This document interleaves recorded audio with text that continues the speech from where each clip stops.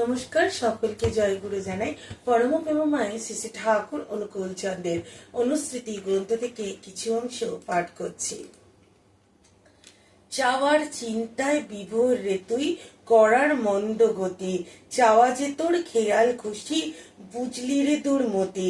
ঠাকুর বলছেন যে আমরা মানুষেরা কি করি, আমরা শুধুমাত্র আমাদের জীবনের কাছে, ঈশ্বরের কাছে আমরা নানান জিনিসপত্র চেয়ে যাই, কিন্তু আমরা বুঝি না যে আমাদের কতটা পাওয়ার যোগ্যতা আছে বা পেতে হলে আমাদেরকে কি করতে হবে। কারণ আমাদের কাজের সঙ্গে তো আমাদের পাওয়া নির্ভর করে, আমরা যেমন কাজ করব ঠিক তেমনি পাবো। কিন্তু আমরা কাজের বেলায় মন্দগতি, অর্থাৎ কাজ করি না আমরা, কিন্তু চাওয়ার বেলায় আমরা হাজার একটা জিনিস চাই।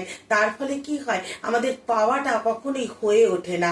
আর তার ফলেই কিন্তু চাওয়া যে তোর খেয়াল খুশি, বুঝলি রে দুর্মতি। ঠাকুর বলছেন আমরা আমাদের খেয়াল খুশি মতো এটা ওটা চেয়ে বেড়াই, কিন্তু আমরা জীবনে সেগুলো পাই না। তার কারণ হলো আমাদের নিজেরা আমাদের খেয়াল খুশি মতো চাইছি, কিন্তু পেতে হলে যা যা করতে হবে তা আমরা করি না। তাই ঠাকুর বলছেন যে ওটা তো আমরা পাই না, তাই আমাদের কর্মেরও ধীর গতি হয়ে যায়। তাই যদি পেতে হয় তাহলে কেমন করে তা পেতে হবে তা করতে হবে। তাই ঠাকুর সত্যানুসরণের একটা বাণীতে বললেন, করাই পাওয়ার জননী, অর্থাৎ আমাদের কাজটা করতে হবে। কেমন করে পেতে হয় তা আমাদের আগে জানতে হবে, তবেই কিন্তু আমাদের পাওয়ার সার্থকতা আসবে, তবেই আমরা আমাদের জীবনে যা যা চাইছি তাই পাবো।